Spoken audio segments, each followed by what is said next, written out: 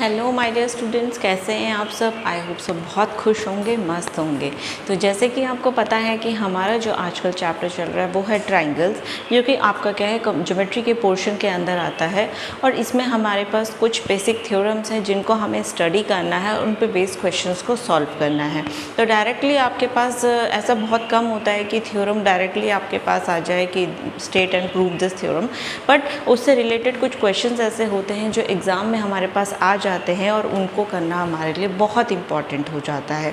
तो last 2 days में मैंने आपको एक बेसिक प्रोपोर्शनैलिटी थ्योरम करवाई है, थेल्स थ्योरम जिसको हम जनरली बोलते हैं, और इसके साथ साथ मैंने आपको एक डेफिनेशन भी करवाया था फर्स्ट डे, जिसमें हमने कॉरस्पॉन्डिंग एंगल्स और साइड्स का जो रेशियो है उनको सेम किया था।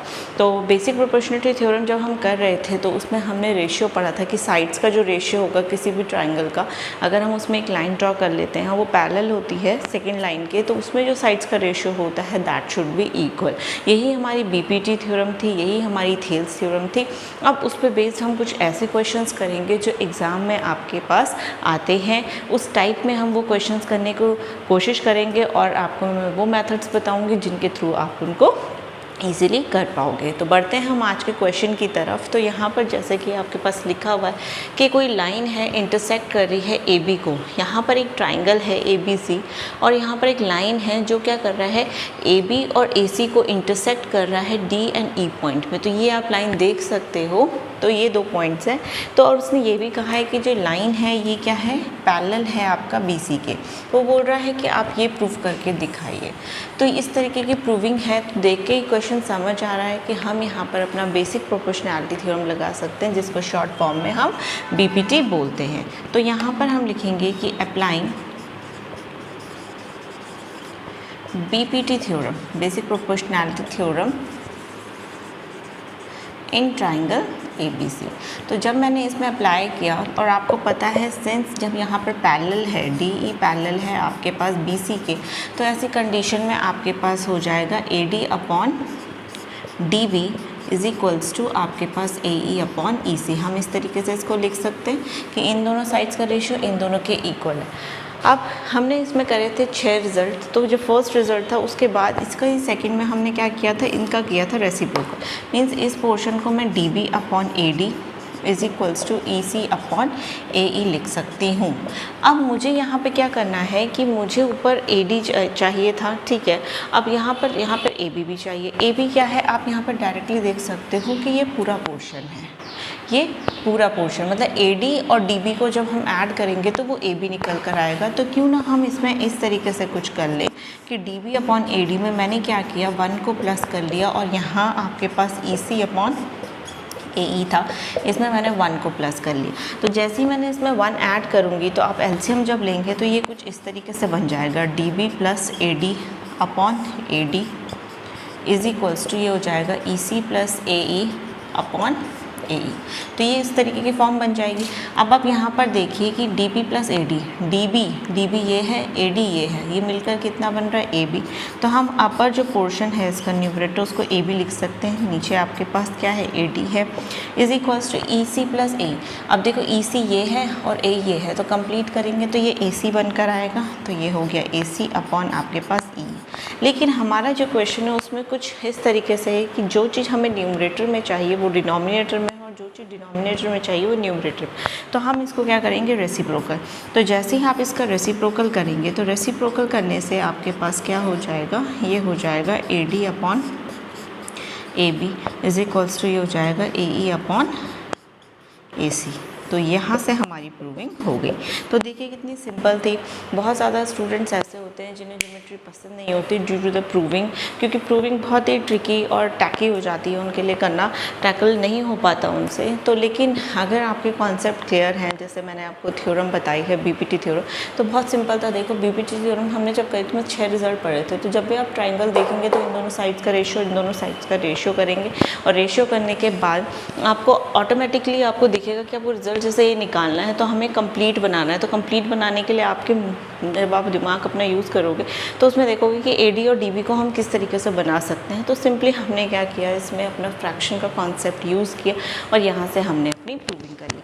तो यही आपको बेसिक स्टेप्स करने हैं प्लस आपको रिवीजन करना है डेली, क्योंकि ज्योमेट्री एक ऐसी चीज़ है कि आपको थ्योरम्स वगैरह डेली थोड़ा सा लर्न करना पड़ जाता है और उसको कॉन्सेप्ट को समझना पड़ जाता है, जिसकी वजह से आप क्वेश्चन को बहुत ईजिली कर पाते हैं। तो बढ़ते हैं हम नेक्स्ट क्वेश्चन की तरफ।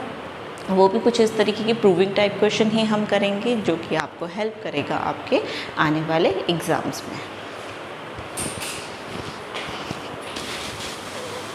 कि यहाँ पर ये है हमारा सेकंड क्वेश्चन। इस सेकंड क्वेश्चन में भी हमें करनी है प्रूविंग, और यहाँ पर अगर आप देख सकते हैं जब ये फॉर्मेट बन रहा है, रेशियो बन रहा है साइड्स का, तो मीन्स यहाँ पर हमें बेसिक प्रोपोर्शनैलिटी थ्योरम ही अप्लाई करनी है, अपनी बीपीटी थ्योरम। अब यहाँ पर बात आती है कि इसने कहा है कि ABCD एक ट्रेपेजियम है, आपको दिख रहा है, और जिसमें AB जो है ये पैरेलल है आपका किसके, इन्होंने कहा CD के पैरेलल है, एंड E एंड F आपके पॉइंट्स हैं जो कि नॉन पैरेलल है AD के।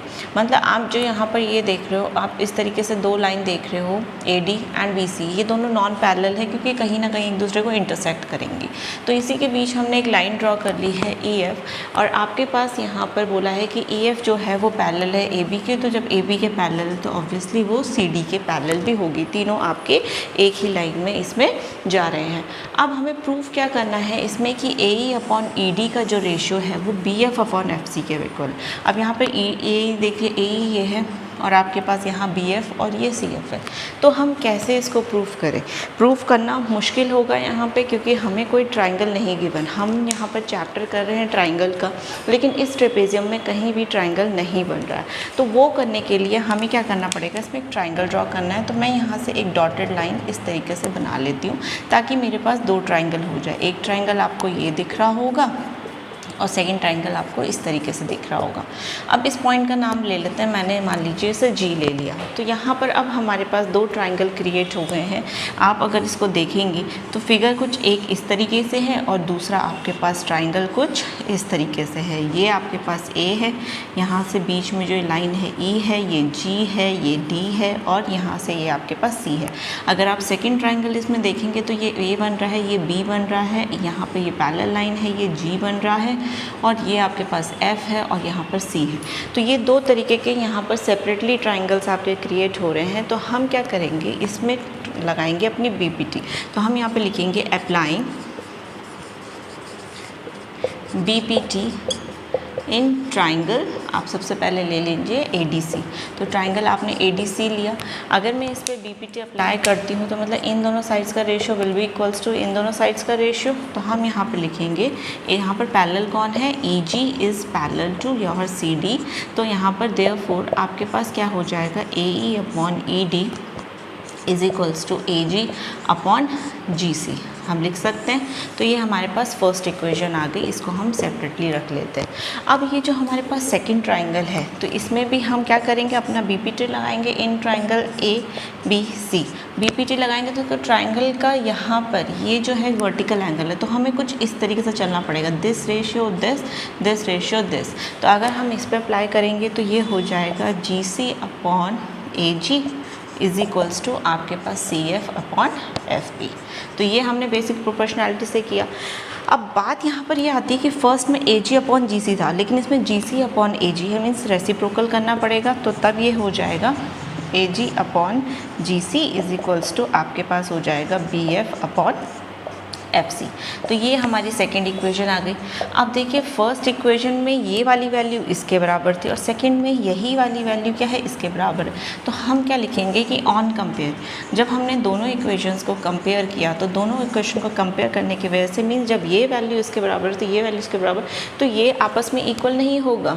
फॉर एन एग्जाम्पल सपोज़ कीजिए आपके पास मैंने लिखा है कि x की वैल्यू 2 है और x की वैल्यू 3 भी है। तो इसका मतलब यहाँ पर क्या है, दोनों वैल्यूज़ इसकी हैं तो ये दोनों आपस में कोरिलेटेड होंगी। तो यहाँ पर सिमिलर वे में हमने क्या करना है कि जब दोनों ही वैल्यूज सेम है तो इसका मतलब आपके पास AE अपॉन जो ED है वो किसके बराबर हो गया, आपके पास BF अपॉन FC के बराबर। और अगर आप देख सकते हैं यही आपको क्वेश्चन में प्रूफ करना था, तो यहाँ से हमने क्या किया, इसको प्रूफ कर लिया। तो ये क्वेश्चन बहुत ही सिंपल था। हो सकता है आपको अभी बहुत मुश्किल लग रहा हो, इसलिए क्योंकि आपके अभी कॉन्सेप्ट्स क्लियर नहीं है, चैप्टर आपने भी डिटेल में नहीं पढ़ा है। बट ये भी सिंपल, हमने जो अपनी थेल्स थ्योरम करी थी, बेसिक प्रोपोर्शनैलिटी थ्योरम करी थी, उसी पे बेस्ड हैं। अगर आप उसको थ्योरम अच्छे से कर लेते हो और उस पर बेसिक रिजल्ट्स को पढ़ लेते हो तो आपको ये क्वेश्चंस करना बहुत ईजी हो जाएगा और आप इसमें धीरे धीरे अपना फ्लो भी बना पाएंगे।